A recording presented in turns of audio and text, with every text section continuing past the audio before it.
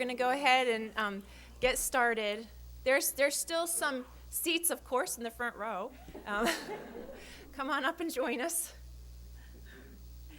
I'm so glad you could be here today. My name is Eileen DeWittia, and I'm from Wilson Library here at LAUNC-CH, and I am the president of LAUNC-CH. On behalf of the executive board, I welcome you to today's 2015 conference. And we are just so glad that you're here. We have a great turnout, so I think we're going to have a really good day. I'm very grateful for all of the hard work that's been done by our conference committee, especially our co-chairs, Michelle Cronquist and Christine Stakowitz. The committee also includes Jenny Goforth, Chad Hafele, Sarah Levinson, Brenda Linares, Mike Milner, Danny Ann Mizzi, and Ann Cooper. These people have worked so hard to organize an outstanding program for us today. I also want to thank Sarah Mihalik for the generous support of the UNC University Library. This support allows us to provide a high-quality conference right here where we can all get together and learn from one another. Additionally, this year we were very fortunate to receive additional support from ACM, which is the Association for Computing and Machinery, Duke University Press, EBSCO Harasowitz, the UNC School of Information and Library Science Alumni Association, Yankee Book Peddler Library Services, and ProQuest. And I want to really thank them for their generous support, because without them, putting on such a conference is more difficult. We are very fortunate to have Dr. Jeffrey A. Greene with us today as our keynote speaker. Dr. Greene is an associate professor in the Learning Sciences and Psychological Studies program at the University of North Carolina at Chapel Hill. He has focused his research on student digital learning and literacy, and in particular, the ways in which students' cognition, metacognition, and beliefs interact to affect their acquisition of conceptual understanding in science and history. He has published numerous articles and book chapters on digital learning and literacy, and his work has been funded by the National Science Foundation, the Institute for Educational Sciences, and the Spencer Foundation. He serves as associate editor of Metacognition and Learning and is an editorial board member for several top-tier journals, including the Journal of Educational Psychology, Educational Psychologist, Science Education, and Contemporary Educational Psychology. Dr. Greene holds a PhD in Educational Psychology from the University of Maryland, as well as a master's degree in Measurement, Statistics, and Evaluation. Please join me in welcoming Dr. Greene.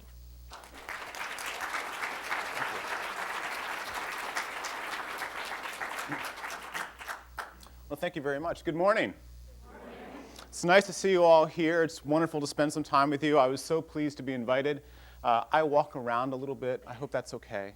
I really want to applaud what LAUNC-CH is doing here, right? So they've been doing this since 1972, and that is very impressive. And taking a day to think about your work, to expand your knowledge, to really build on what you know, that is one way of really building and keeping your expertise. All the psychological literature on expertise says that you don't become an expert and then you are one forever.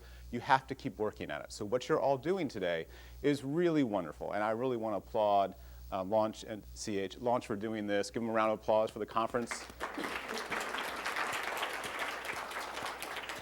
This is important work, and I'm glad that you're here. And in particular, I'm really glad that you're here because I think that all of you serve a really important role for digital literacy going forward in the 21st century. As someone who cares very deeply about education, I see you as being on the front lines of some really important growing trends in education, some things that really need to happen for our students to be successful going forward as the landscape has changed in the last 20 years and will change going into the future. And so I want to talk to you today a little bit about digital literacy and how I see you really helping students and people of all ages better understand their world. So let's see if this works. Hey, okay. So more than ever, I would argue that the world needs to be curated. With the proliferation of information, with the drastic increase in production of information, we get some signal and we get a lot of noise, right? There's a lot of things out there that we might question as to their viability, their credibility, their usability. And all of us are faced with this incoming flood of information, and how do we navigate that? How do we curate it, right? And I would argue that all of us need to become what you already are, which are really good curators. And one key learning outcome for our students needs to be the ability to curate. And I want to talk to you about how my research might point to a way in which we could help them do that. Sound okay? Great. So, Google search probably looks pretty familiar to you, right? This is a Google search for Martin Luther King. So, students today very often are asked by their teachers to go online and research things, right? It's one of the main research tools they use, and a lot of them go to Google or some kind of search engine. In addition, I know that in my life as an adult, I often Google things, right? So I go to the doctor, my doctor says I have something, I ask a couple questions, but then I come home and I look it up, right? And you're probably very familiar with this. This is a typical Google search, and you'll notice there's not a lot of metadata here, right? We might notice, for example, that in less than a second, there were 6.5 million results returned. It's not reasonable to expect anyone to go through that, obviously. But even in smaller quantities, there's still a tremendous challenge here, right? So we actually had a scholar from Google on campus. I think it was last summer. I'm not positive of that. The summers tend to blend together after a while. But he said, first of all, if you're not on the first 2 pages of a Google search, you might as well be on the 500th. Because no one's going to see your link, right? But even if it's just 2 pages of links, that's still 20, 30, 40 different links, right? That's a lot to go through. So already we're asking students and learners and adults to navigate a lot of material. And how can they do that effectively? In addition, though, I want to point out this second link here. This is martinlutherking.org. Now, what's interesting about this link? Well, let's start with the link above it. So the link above it is Wikipedia, right? We're all pretty familiar with Wikipedia. And we could debate its utility, its credibility, et cetera, but certainly many students are told either don't use Wikipedia or don't just use Wikipedia. So in any search that students do, any research that they do, they'll probably go to Wikipedia or see it first, and they'll probably want to go somewhere else, right? I have talked about this numerous times in many different kinds of audiences. And so in using this example, I usually Google it the night before. And martinlutherking.org tends to bounce around between 2 and 5, sometimes it's 7, but it's usually somewhere in there, somewhere towards the top. Last night it was number 2. Now there are some things on here that students and people that don't know much about the internet might see as appealing about this particular link. And the first thing we might notice is that it's a .org. And people who don't know a lot about the internet have some vague sense that .orgs are somehow better than .coms. There's something about .com means commercial. They're trying to sell me something, or they're biased. And people have this sense that .orgs maybe are a nonprofit or a charity or something. They see wikipedia.org and they go like, well, maybe the .org is the way I should go. Perfectly reasonable presumption. Here's the problem. martinlutherking.org is a website run by the KKK. Yes. So if you were to click on this, and I am not going to click on it for you, if you were to click on this, you will find a website that has language like the truth about Martin Luther King. It doesn't come out and say we're a KKK site. It's not immediately obvious, particularly to young people that may not know a lot about Martin Luther King or the KKK, et cetera, right? So I think most of us in the room, if we were to click on it, we would pretty quickly realize, like, wait a minute, this doesn't look right. And if you go one click deeper into the website, you're into some really terrible things that I think would cue most of us that, okay, this is not where I want to be. But students who don't know a lot about Dr. King might not realize that, right? So there is danger online. There are issues with asking students to go online and research information. And digital literacy has to be more than just, can you use the web browser? Can you do a search? Do you know about Boolean operators and that kind of thing? There's more to, and what I want to talk to you about is, what else is there? But for those of you in the room that are familiar with the idea about 21st century learners, you might be thinking to yourself, well, wait a minute. Today's students are so good at using computers, right? No, right. I always see people going, no, right. This is a savvy crowd. I don't need to go here. But let's unpack it a little bit, right? So there's this idea out there in the popular press, et cetera, that today's students don't need our help online. They don't need our help learning because they are digital natives, right? There's this idea that because they were born using technology, that they're really good at it, right? And they don't need our help. The video online, there's a video of it's probably a 9 or 10-month-old with an iPad, and the child is swiping on the iPad and going through pictures and that kind of thing. And then this hand comes in and takes out the iPad and puts down a magazine. And the 10-month-old goes and then pulls it, and then the magazine just kind of moves. And you see the child go like, what? And then starts hitting it and trying it, and just looks around like, what's broken? This thing's broken. What's happening, right? There's a lot of these really salient, kind of powerful anecdotal things that suggest to people that students are what Prensky has called digital natives, right? And that's in contrast to me, and I expect many of us in the room, who were not born with technology. We're called digital immigrants. And somehow the digital natives are really good at using computers, and we're not. We came to it late. Prensky has said things like, it is very likely that our students' brains have and are different from ours as a result of how they grew up. But whether or not this is literally true, we can say with certainty that their thinking patterns have changed. This was in an article that Prensky wrote called Digital Natives, Digital Immigrants. It definitely caught in the popular press. People started talking about it. And in that article, Prensky said a number of things about today's students, a number of things suggesting that they're fundamentally different than us, that their brains work differently than ours do as a result of technology, of using technology from such an early age. And that we, as educators, need to change the way that we interact with them to help them learn effectively. We're going to question that. So, I'm going to argue that just about all the claims about digital natives are false. And many of you kind of shook your head when I said this, but there are a number of claims that made that have filtered their way into the common discourse, and they're no longer tied to this digital native idea. And you might to them, and I'm going to talk about kind of why I think they're not the best way to think about today's students. But don't worry, I'm not just going to tell you what I think digital natives aren't, and I'm going to tell you how today's students can be helped. So it's not just going to be things that you shouldn't do. It's also going to be things that I think we can do to help them.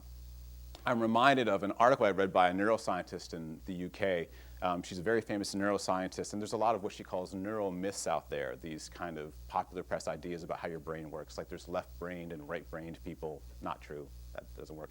This idea that you use only 10% of your brain, also not true, right? All that stuff is kind of false. And so she organized a conference in the UK for educators to kind of dispel these neural myths, and she thought it was going to be a really great conference, and everyone came.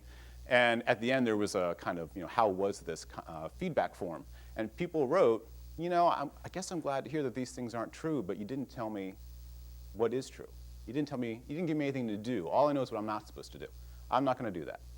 I'm going to show you some things that we are going to do. But I want to walk through why digital native ideas are not correct. First of all, there's the digital divide. And this is still a very real phenomenon. While computers and interconnectivity is becoming more and more omnipresent, it's not yet the case that all students have broadband at home, that they have an internet connection at home, or that they even have a computer at home. The digital divide still exists. And so it is dangerous for us to assume that a student that walks into our office or comes up to a desk and asks us for help, that they know how to use a computer. We can't make that assumption. But more importantly, this idea that computers and technology has changed the way our brain works is at best trivially true, and at worst completely false. Let me tell you what I mean. It depends on what people mean when they say that technology has changed our brains. Every experience we have changes the way we think in terms of the things that we think about, right? So if you grew up on a farm, you think about food probably differently than someone that has never been to a farm. This is trivial. Every experience we have affects what we think about. But it is not the case that growing up with technology, even at a very young age, even for that 10-year-old with the iPad, hasn't changed the way her brain works. Her memory doesn't work differently than ours does, right? Her executive functioning doesn't happen differently than ours does. That is absolutely false. This idea that their brains have physically changed because of technology is simply not true. They're not this strange foreign species, right?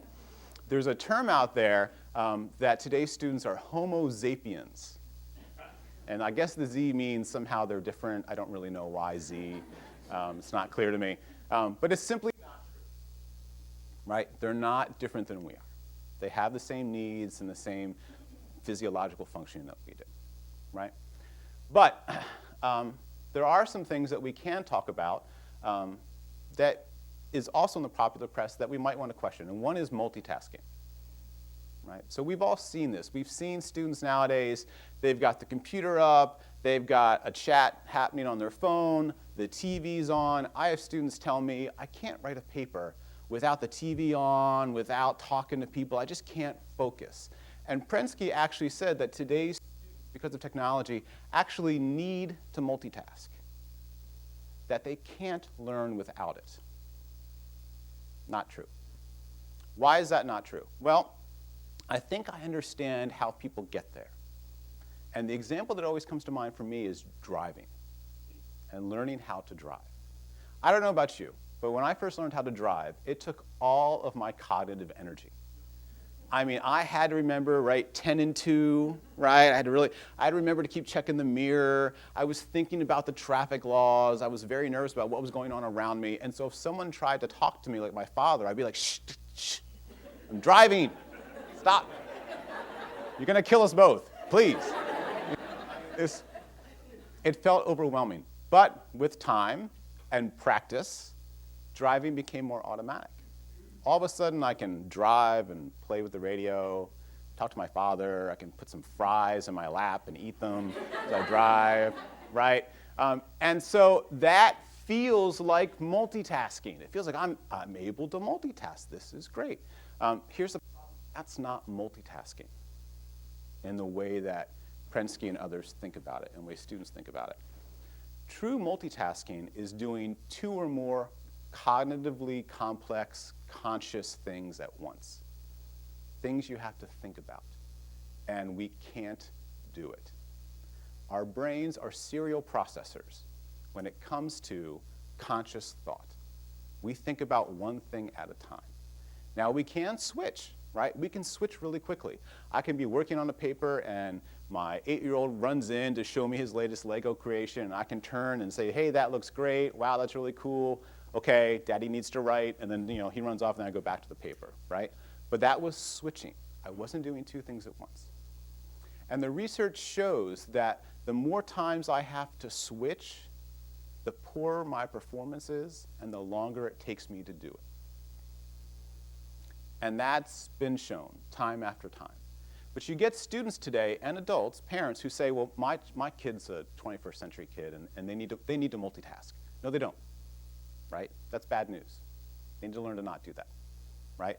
So that particular idea about how students learn and how they use digital resources doesn't pan out. Has some intuitive kind of correctness to it, but is in fact not accurate description of who they are and what they do.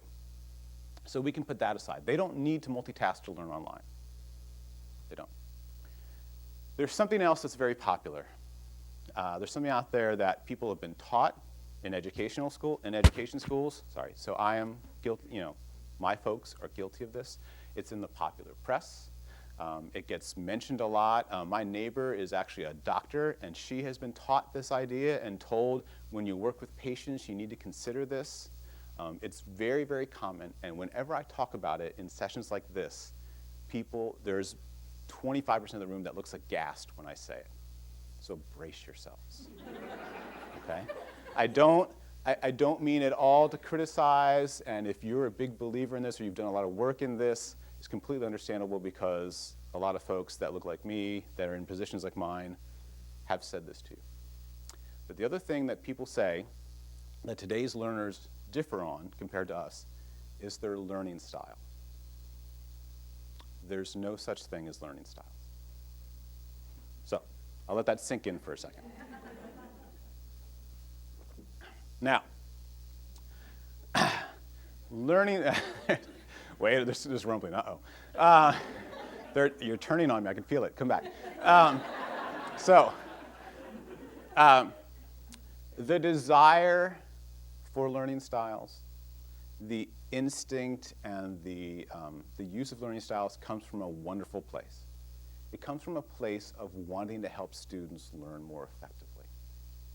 And it comes from a place of believing, and I believe this, that sometimes students have a block about something, and it's not because they can't do it. It's not because they can't understand it. It's something about the way they're thinking about it or the way the information is being presented to them. All that is a really good, it's a really important way to think about students, and I encourage that. I think students, when they work hard, can do just about anything they want to do. But students' time is precious. Your time is precious. And when students are having trouble, if we waste our time on things that actually haven't been shown to be effective, we're not helping them. And learning styles is one of those things. So, what are learning styles? For those of you that don't know, learning styles are this idea that each of us has not just a preferred way of receiving and understanding information, but an actual ingrained way that we learn more effectively. There are about 40, 50 different kinds of learning styles theories out there. One of the more common ones is this one, which says that some people learn best by, they have a visual learning style, they learn best by seeing things, so seeing pictures. Some people learn best through hearing things, they have an auditory style, and some people learn best by doing it. They have an aesthetic learning style. And the idea would be that we give you some kind of diagnostic assessment to figure out what your learning style is. And then, once we know that, learning styles theory says that you learn everything better. And there's a couple reasons why this doesn't pan out. First of all, there have been literally hundreds and hundreds of studies done about learning by people that really wanted learning styles to work. And they found no effects. There's nothing out there, literally. And I'll tell you, I would be thrilled if learning styles were true. Because what a great way to help students learn. Pretty straightforward, right? It might take me some time to think about changing my syllabus and curriculum to kind of match a visual learner versus an auditory learner versus a kinesthetic learner, but I could do that. And if that really worked, that'd be fabulous. It doesn't work. It's just like, and I'm not going to go too deep into this, but I'm going to lob this grenade out there. It's just like luminosity, right? This idea that you can play little games on your phone and it's going to make you a better learner. I really wish it was true. That would be great. No evidence for it yet. There's another reason besides the fact that the research base doesn't show any evidence of this, and that is kind of in an intuitive sense, you can imagine how this would be really difficult to enact with different kinds of content. Think about learning where the states are in the United States. If you're an auditory learner, how am I going to teach you that? Well, Maine's in the upper right-hand corner. Okay, imagine a space. I'm already drawing it. Imagine a space, and up here on the right, it kind of looks like a hand, but not really. Michigan's the hand, but it's kind of like a hand. And then there's New Hampshire. Wait, okay, which one? Massachusetts below it, kind of. It doesn't make any sense, right? And if I were to ask you, for example, to think about who has a deeper voice, me or Eileen, in your head, you'd have to think about, you would kind of replay it in your head. That question, that content is inherently auditory. So it'd be really strange to say to a visual learner, I'm going to show you a picture of Jeff and a picture of Eileen, and I'm going to write deep voice and less deep voice below it, and that's how you're going to learn. It doesn't work out that way. This idea that 21st century learners, today's Homo sapiens, have a different learning style is simply not true. But it perpetuates this idea that students can only learn a certain way, and that's really dangerous. I've had students come into my class and go, So I'm going to sit here and I'll be polite and listen, but you need to know that I'm a visual learner. So when you lecture, I'm not going to get it. And I'm just going to sit and kind of be quiet and not really pay attention. This is damaging, right? The reality is that all of us are visual. Whoa, go back. All of us are, you're now not a visual learner. How about that? Just the sound of my voice. All of us are visual, auditory, and kinesthetic learners.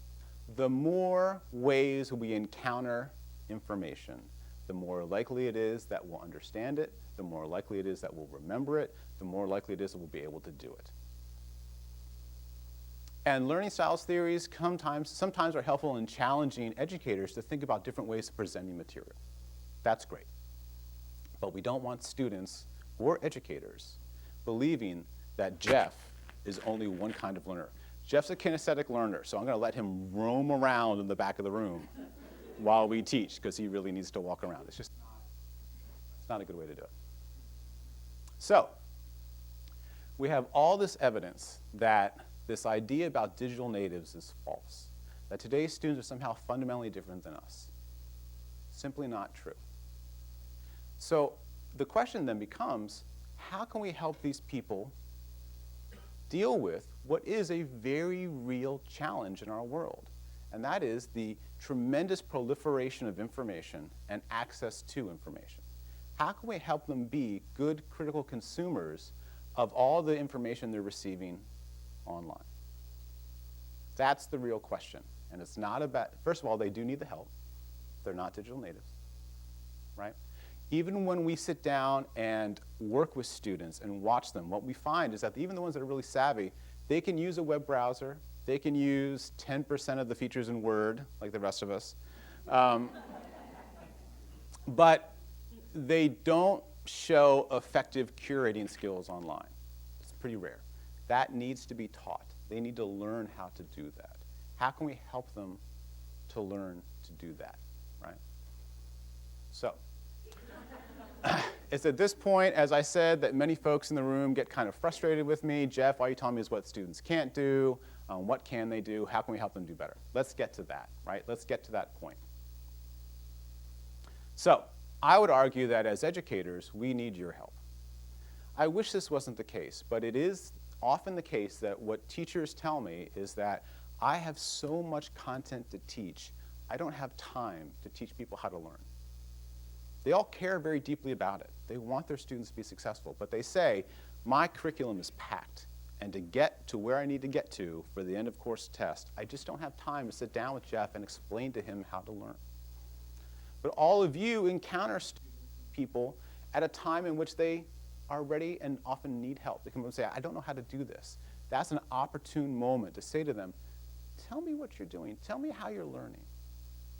Tell me, walk me through it. Let me give you some advice. Because curators need to curate. And what we want are students that are thinking about curating their world every time they go online. Sound okay?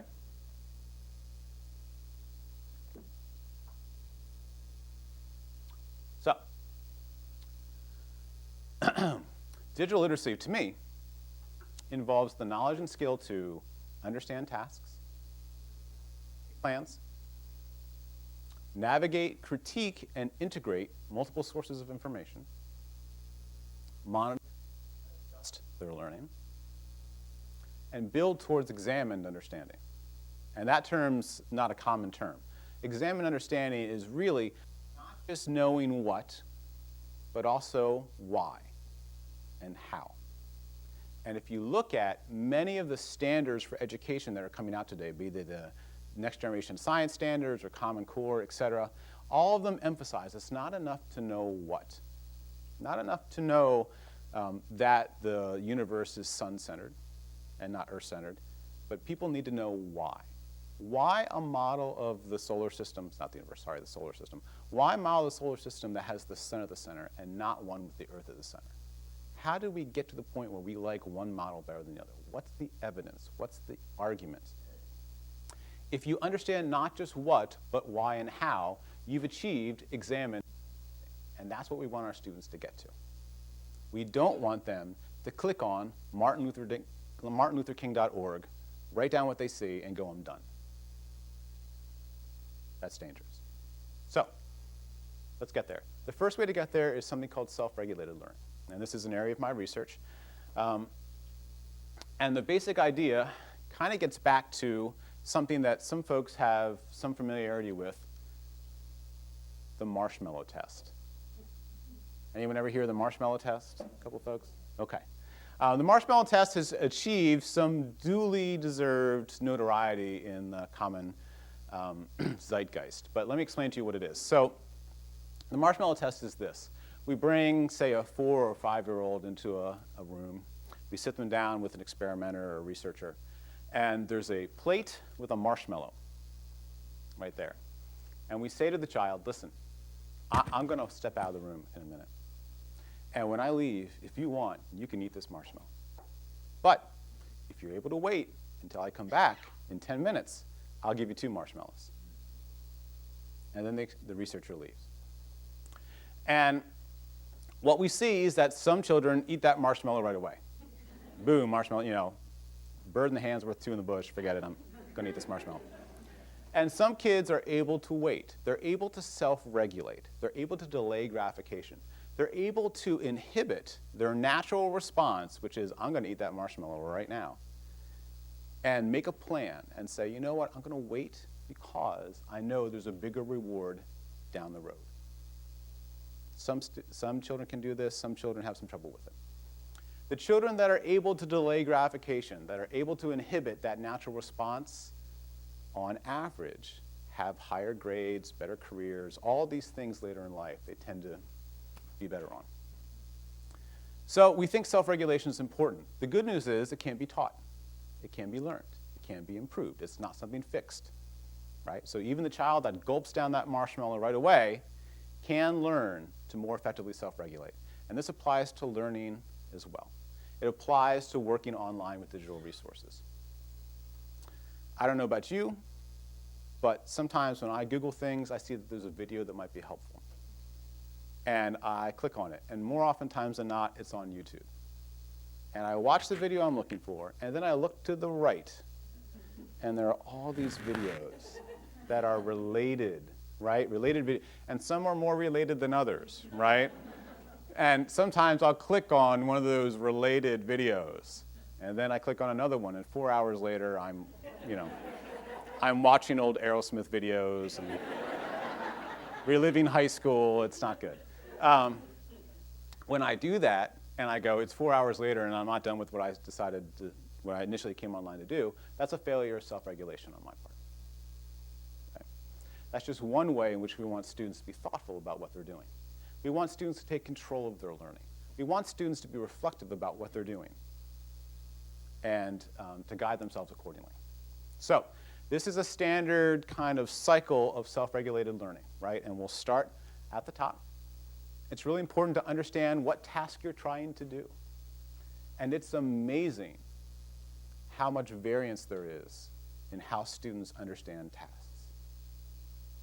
And I know this as someone who has often assigned papers or other kinds of assessments to students, only to have them come back and go, wow, I had no idea what you were asking for.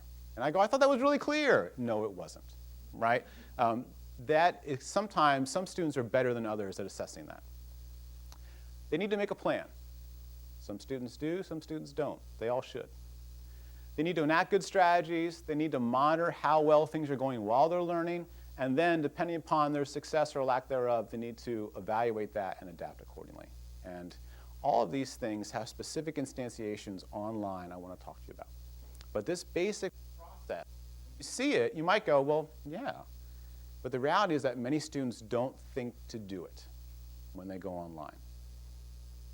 They go online on autopilot, like how sometimes I drive to work. Not really thinking about where I'm going, I'm just driving to work, I'm thinking about something else. We need students to effectively self-regulate when they're online and really be thoughtful about what they're doing. So, understanding tasks. What am I being asked to do? Students need to ask this question of themselves. Do I really understand this task that I've started engaging upon? What do I know about the person asking? Whoa, it's the wrong button again. What do I know about the person asking? Students very often don't think, what does my teacher emphasize in class? What kinds of things does my teacher seem to want me to do or value? What parameters do I follow? What are the things that might help me shape this task and make it more manageable? How much time do I have? What kind of product do I need? And how will I know when I've successfully completed the task? What are the indicators that will say to me, yes, this is a good product, I've understood? And this one in particular is pretty amazing because we have lots of research that, particularly online, there's this illusion of fluency. There's this illusion of knowledge. That for some reason, something about online causes us to think that we understand and will remember things more than we actually do. Not quite sure why that happens, but it's very often the case.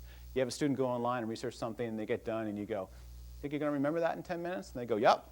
And then you ask them 10 minutes later, and they go, I don't really remember. It's more ephemeral for some reason. So students need to not only think about completing the task, but also what's the long-term gain from this. They need to make plans. And again, this seems fairly obvious, but it is amazing how many students don't do it. How many adults don't do it, right? And there's lots of good evidence that folks that, when they're told to begin, folks that take a minute and think, kind of like, okay, what's the best way to do this? They do better than other students, even when it's kind of a time-limited task. We see this a lot in mathematics. So students will kind of dive into a problem. Experts in mathematics will actually stop and just kind of look at the problem for a minute. What kind of problem is this? How might I attack it? What might need to be done? One's online.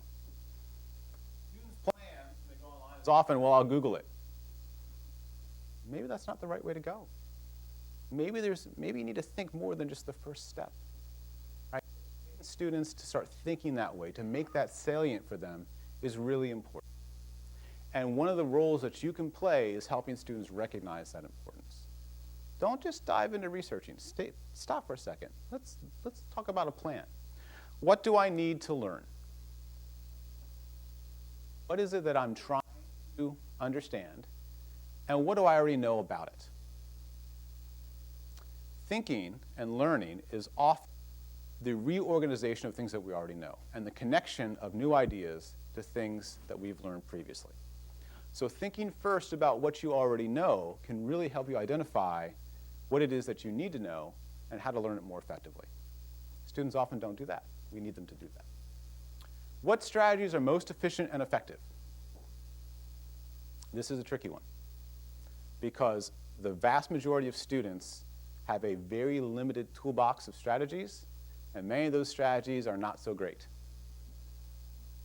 I had a professor in college on the first day, walked in, picked up a trash can, and walked about the room and said, please put your highlighter in here. Had us throw out our highlighters. Highlighting, except for those that really understand the material, is not a good learning strategy.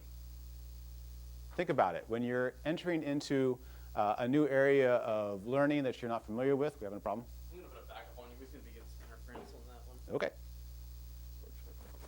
All right. In stereo. Sure.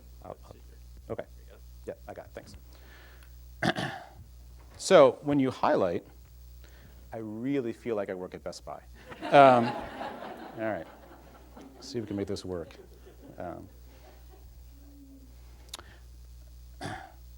What we often see with students in like an introductory course is we ask them to bring in their textbook or their readings, and the whole thing is day glow.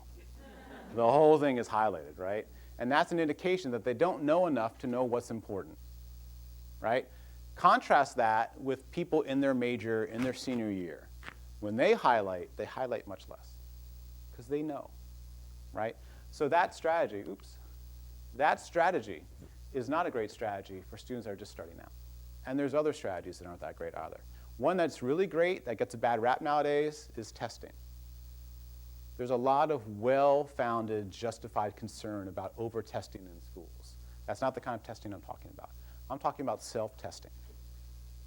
The research is conclusive. There's been decades of research on this, that if you want to understand and remember something, the best way to do that is to read through it, then put it aside, and then self-test. Ask yourself a question about it. See if you can answer it. And if you can't, go back and read it again and find the answer, and then put it aside again. Wait about 10 minutes, and self-test again. Really effective way to learn. And students don't think about that. They need to, right? There's other kinds of strategies online that are equally important that we want to teach them, right? How will I check for understanding and progress? So I talked about self-testing, right? And that's really good. If you'll notice, I said you should wait 10 minutes. Why?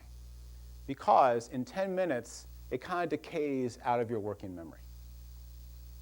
If you self-test right after reading something, you'll probably do pretty well on the self-test. But that's not predictive of future performance. What's predictive of future performance is waiting 10 minutes. So students often like this part. I say to them, read the chapter, and then go get a sandwich. Or go online and do something fun for 10 minutes. And they go like, yay. That's the point, right? Kind of get the thinking out of your head and see if you can still recall it 10 minutes later. These are all different ways of checking for understanding and progress, self-testing, asking yourself, am I on the right track? Using strategies. The strategies that come up very often for online learning, one is sourcing. We'll talk about that in a minute. You're all very good at that. Students aren't. And we need to help them be better sourcers. Corroboration. We want students to go beyond Wikipedia. We want students who might stumble upon martinlutherking.org to go, well, let me see what the other websites say. With the hope that they go to 4 other websites and they go, wait a minute, this one looks different. That one doesn't align with anything else I'm reading. And hopefully that cues them that maybe they shouldn't pay attention to it. Corroboration is really important in practice testing, like I talked about. But we want students to be able to enact good strategies when they're learning online. And some students don't know these things, right? This is part of the hidden curriculum. This is part of the reason why some students who seem to have plenty of capability don't do well in school, because no one has taught them, or they haven't figured out that these strategies are useful. And a lot of teachers are very well-meaning, but they go, I don't have time to teach these things. Somebody has to. It could be us. It's a great opportunity to say to students, tell me how you're learning.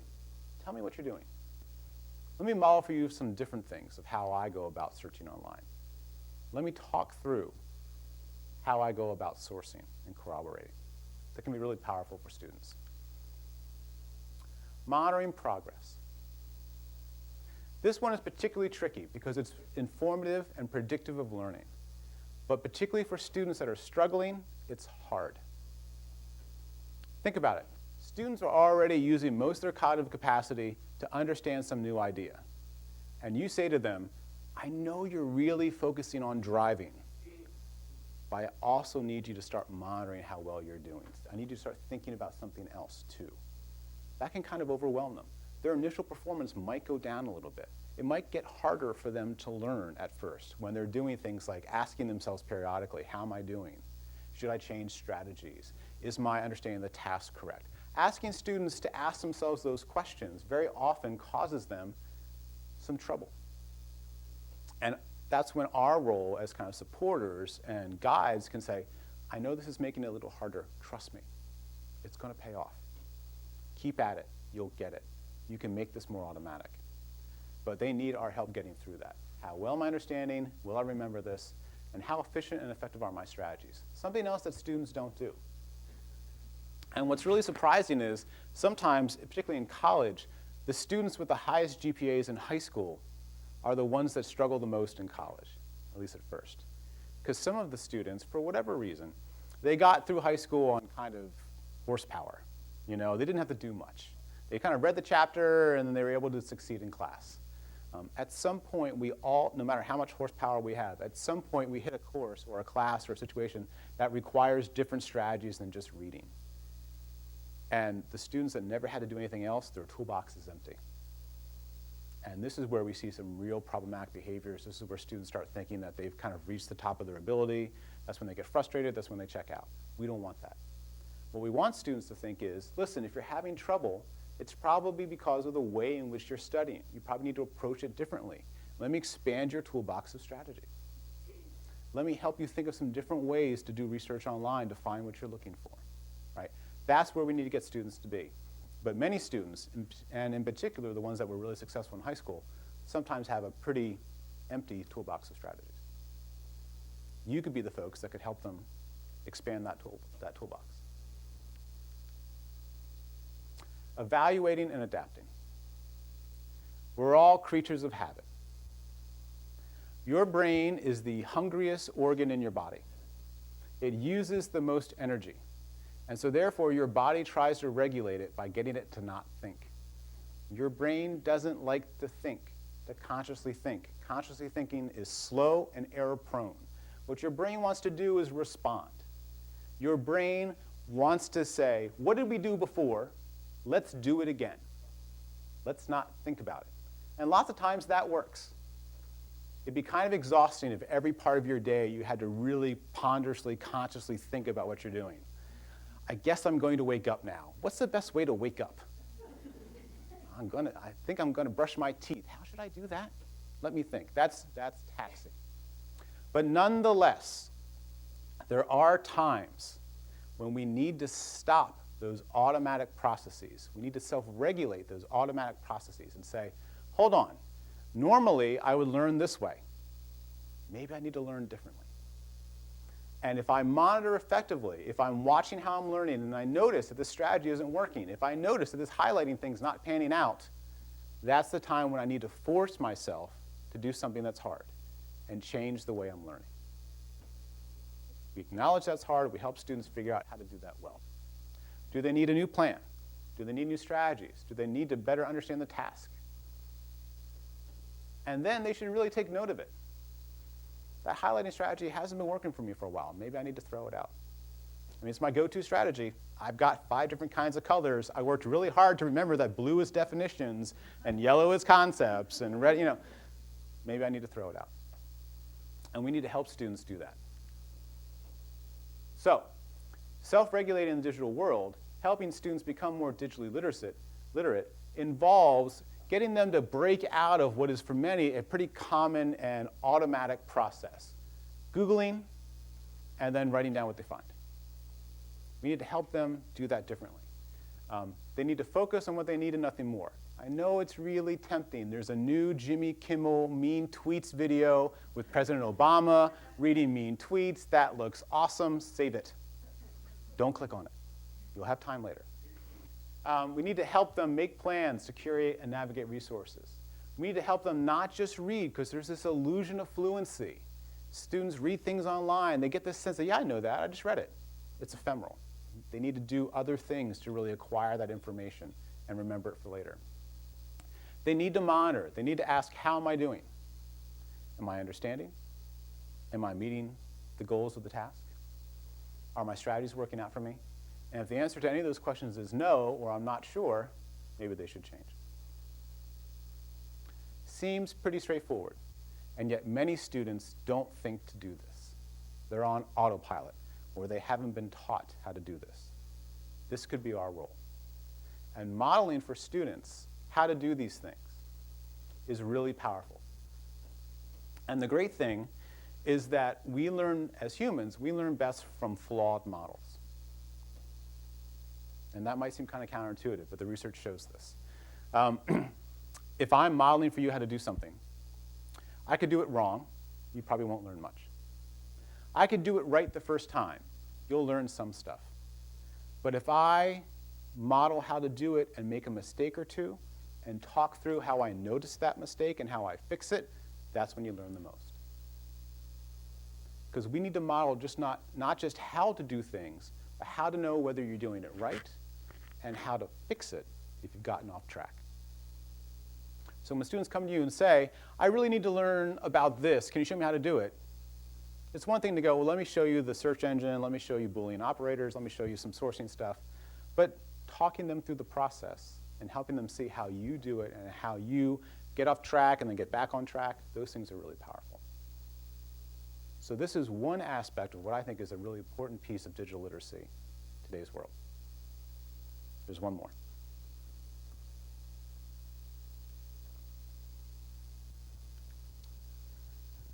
The last one is thinking like a scholar. So this area of research is pretty fascinating in that there's lots of good evidence that the ways that experts think about problems is very different than the way non-experts do.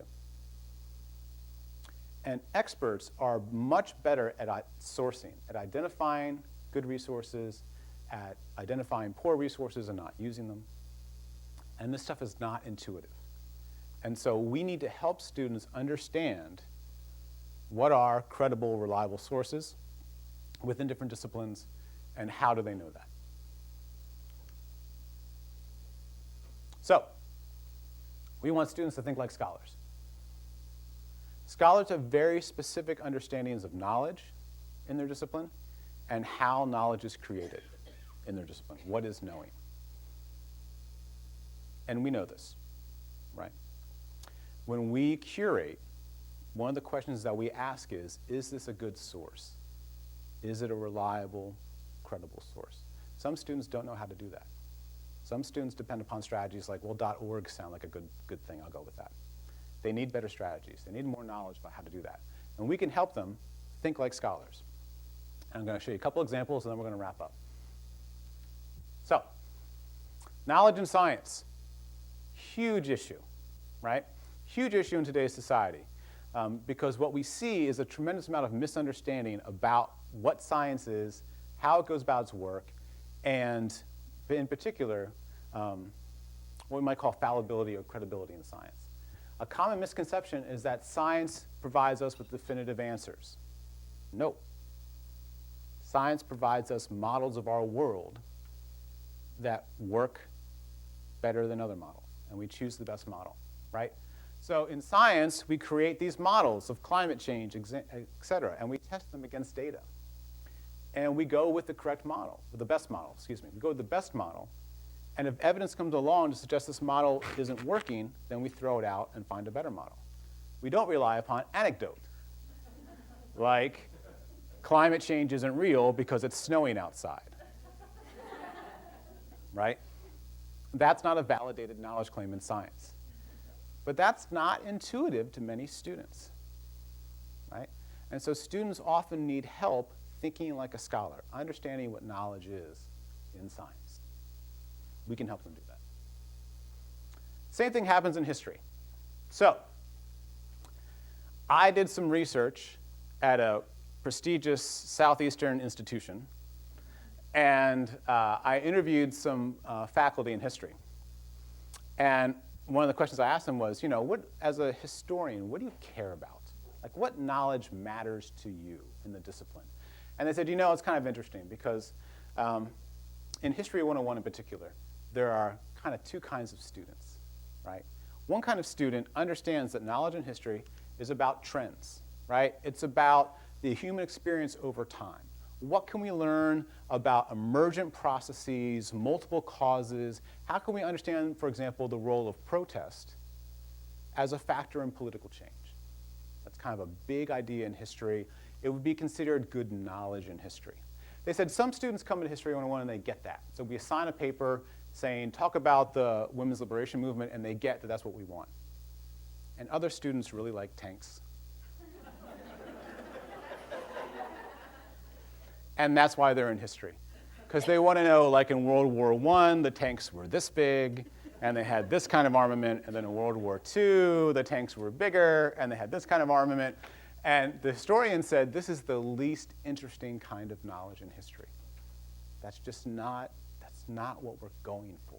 That's not what we want. And sometimes we assign papers, and we say, talk to us about, the role of the economy in military battles. And what the paper they come back with is, well, we had a lot of money, we bought a lot of tanks. We had more tanks than they did, right? We have to understand that some students need our help thinking like a scholar and that they don't really understand what knowledge is valuable or desired in a discipline. And we can help them understand that. When you know that, you won't go to the first website about climate change that you find, read it, and then stop and say, I'm done. You'll understand that you need to go to multiple validated, credible websites and integrate across them. And we see this. Students that have this idea that knowledge is simple, that it's straightforward, they don't engage in a lot of effort online. And that's detrimental, because they might end up at martinlutherking.org. Knowing, establishing knowledge claims in disciplines is also non-intuitive. Different, right? Some people think in science that the only thing we do are experiments. Well, experiments are a part of science, but astrophysicists can't do experiments. Right? So there's other ways of establishing knowledge in science, and we have to help people understand those things, right? Anecdotal evidence, of course, is not. Oh, wait. I love that. That's such a great one. Such a great one. But nonetheless, we need to help students recognize this and discern between reliable processes for establishing knowledge in science and unreliable ones like anecdote. They need to learn these things. We can help them. In history, historians will say, we use historical sources and we interpret them. We use multiple sources to understand our idea of what was going on at the time. Many students say, if you weren't there, you don't know. Lots of students say, there's no such thing as knowledge in history unless you were there. Eyewitnesses know what happened. If you weren't there, you don't have knowledge. And that's a fundamental misunderstanding about knowing in history and how we come about constructing knowledge claims in history. And so we need to talk to students about how these processes work. We need to get them to think more like scholars. And again, there are lots of educators out there that want their students to do well, and sometimes they spend time out of class to explain these things, and sometimes there just isn't time. When we encounter them, it can be an opportunity to expose them to these ideas and help them learn more efficiently. So thinking like a scholar leads to extensive targeted searching, critical evaluation of sources, better integration, deep understanding, and understanding of argument in the disciplines, which is a huge emphasis in modern Common Core, next-gen science standards type initiatives in education, and that idea of examined understanding that I talked about. This, to me, is digital literacy. Being able to effectively navigate all the resources out there and to inhibit your desire to go online and watch Journey videos all day. And then, as you're navigating these sources, understanding the criteria by which to judge whether they are reliable, credible, helpful. Thinking like a scholar. So, what does this all mean for us? Well, I really want today's students to be effective curators of online resources, because there's too much noise and not enough signal. But that's not intuitive for them. They're not digital natives. They don't grow up naturally knowing these things. And we disadvantage students when we assume that they do. They need to learn it, but they can learn it. There's no reason why students cannot be effective curators of online information.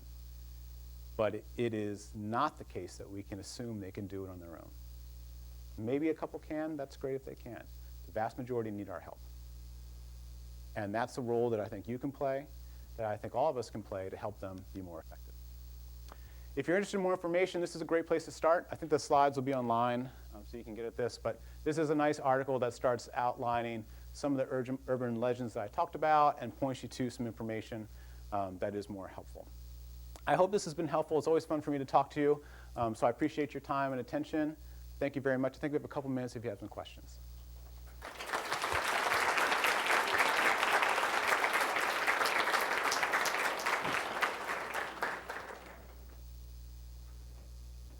Please. So I have a question about how do you tell actual scholars? So we're sort of the bridge between the professors who are people who want their students to be Google scholars.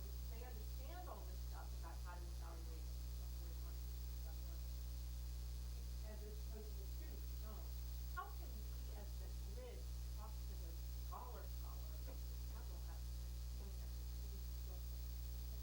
Yeah, so that's a really good question. So I've been asked to repeat questions so it ends up on the video. So I'm going to kind of repeat what you said to see if I get it. So the question is, how can we, I've been talking a lot about how to convince students that these kinds of skills are important.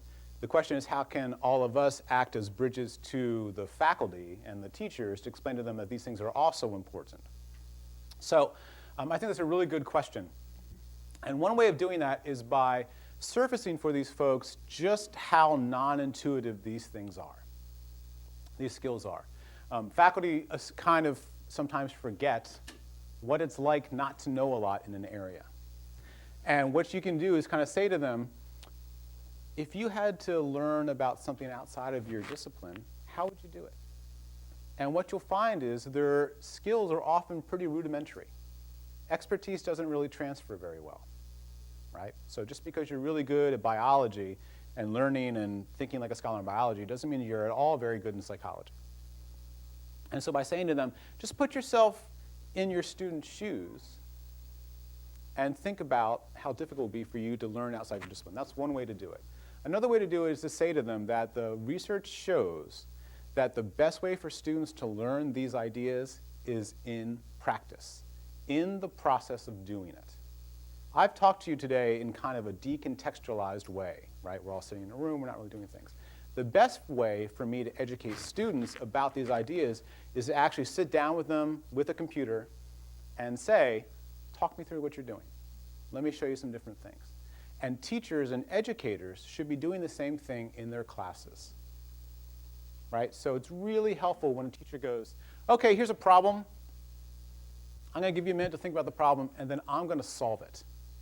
And I'm going to solve that problem and talk through it. And you get to watch me do that. I'm going to model it for you. That's an incredibly powerful way of surfacing things that students don't even know they don't know. And it's worth educators' time to do that every now and then. So those are two ways in which you can do that. Is that helpful? Great. Please, in the back. Can you use the word incentivize? Great. So it seems to me like a lot of students I run into are incentivized to grade or test scores, and that they're not incentivized to learn. And we can chip away at it with critical lifestyle. Sure. So this idea that students are incentivized to just kind of get the grade and move on, right? And then they're not incentivized to learn effectively. I mean, that can be true. I think the question is, what's the assessment that we're using for that grade? Ideally, if the assessment is authentic, if it's of a valuable skill or knowledge, if it asks students to do something that's really important for their future lives, I don't really have a problem with students being incentivized to do that because they're learning good things. But I think we all know there's a problem of scale here, and that very often what we hear about testing is that we could test students on those kinds of authentic tasks, but it will cost so much money that we can't afford it. So instead we get to the cheapest thing we can do, the thing that we can do that we can afford, which is often kind of standardized multiple choice type tests. And that's really unfortunate. If we are in a situation where the students are having some authentic assessment, then it's much easier to incentivize them to learn. If they're in an environment where they know that the final test is multiple choice and it's just kind of declarative knowledge, I think then we get down to this question of what value does it have for them? And if they are truly wanting to go on to a career, let's say it's a math class, and they know the multiple choice test is coming, but they want to be a mathematician, or they want to go into computer science, or they want to, whatever the case may be. If we can say to them, listen, that grade that's coming up, it's fine, I understand that's important, and you need to do that. But let me tell you, if you don't learn these skills now, you're not going to be as successful in that career. It's going to be harder for you to get to that career. If we can make it valuable to them and help them see the value, they'd be more likely to take this stuff seriously. The dirty little secret in educational research, though, is that this love of intrinsic motivation, this belief that students need to be intrinsically motivated, it's not realistic. You can't be intrinsically motivated about everything. That's a crazy person. Right? We all have things that we really love doing that are important to us, that we see value in, and then there's other stuff that we have to do because that's the way life is. And it's okay to say to a student, I know that this isn't your first love. I know that you're not going to go someday and be a mathematician. but if you learn these skills, it might help you right now. Let's talk about how to do that. But the idea that we need to convince students and need to be intrinsically motivated for everything, that's an uphill battle that we're not going to win. I hope that was helpful. Great, please. Sure. Thank you. Good.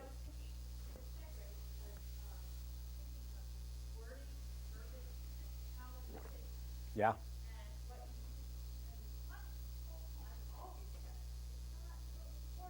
Mm-hmm. Right.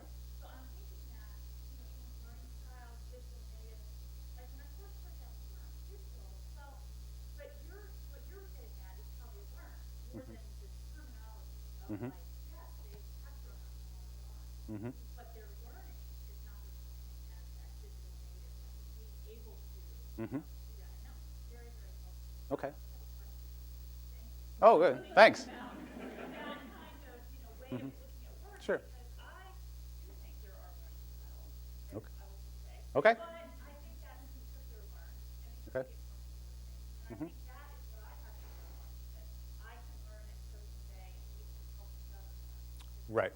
Ways of learning. Well, thank you for the thank you. And this emphasis on language is really important. So something that I talk about a lot that I didn't talk about today is the way that we talk about intelligence. So real quick, you might be familiar with a certain curriculum out there called mindsets. It's a really powerful, effective, and important way of thinking about talking about education. And real quick, lots of things that we say to students suggest to them that intelligence is fixed, that you're born with a certain amount, and that when you fail a test, that is diagnostic of how much intelligence you have, and that you're done. You can't learn anymore.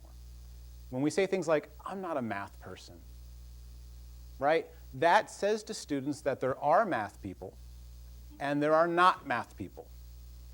And when we reward students for being correct, when we reward students for getting things done quickly, what we are saying to them is, what matters most is that you get it right, and you get it right quickly. That's not how learning happens. People that are quote unquote smart are the ones who are able to persevere, work hard, and move past problems. It's about reps, it's about practice, it's about keeping at it.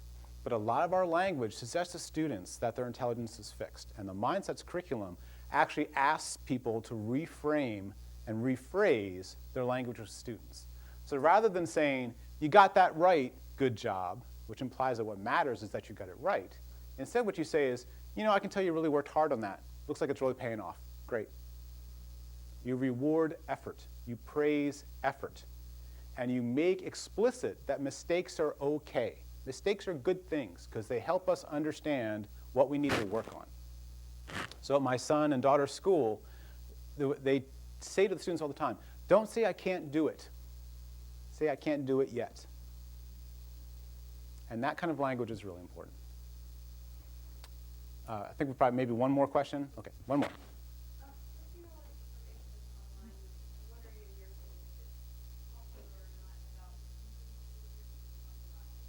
Mm-hmm.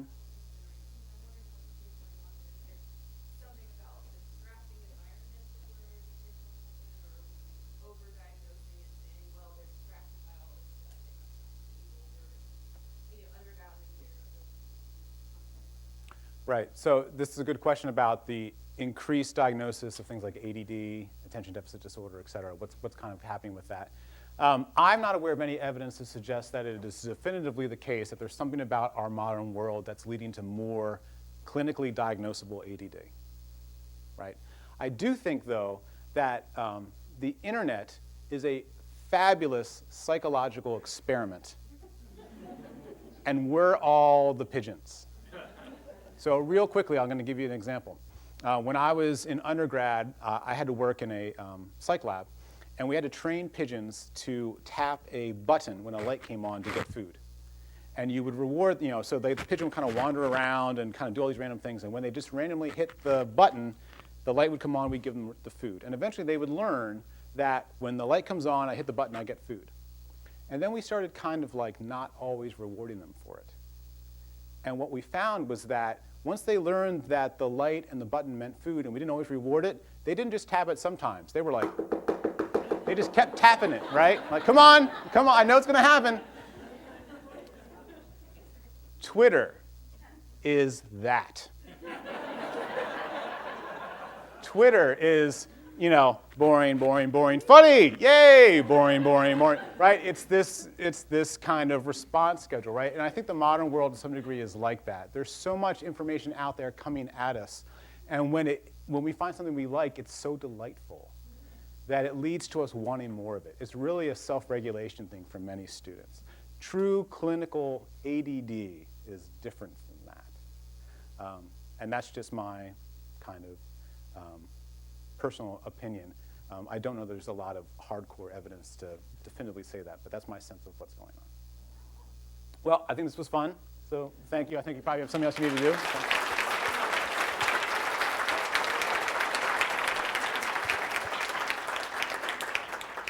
Before we all leave, I just wanted to announce that today we're going to be offering a digital petting zoo. This is going to have offering demonstrations and time to experiment with mobile research and productivity applications. It was conceived by Melanie Lackey and Jennifer Walker from UNC Chapel Hill's Health Sciences Library, and it will be anchored by their demos today of browsing and NC Health info. It will take place today during the latter part of the lunch hour from 12:45 to 1:15. And so you can head to the Magnolia Room, which is across from the Azalea Room. I don't know if that helps or not. And also, just to let you know, you didn't need to have downloaded the apps onto your own devices to participate. We're going to have 3 iPads available so that you can experiment with the apps on your own. Okay, thank you.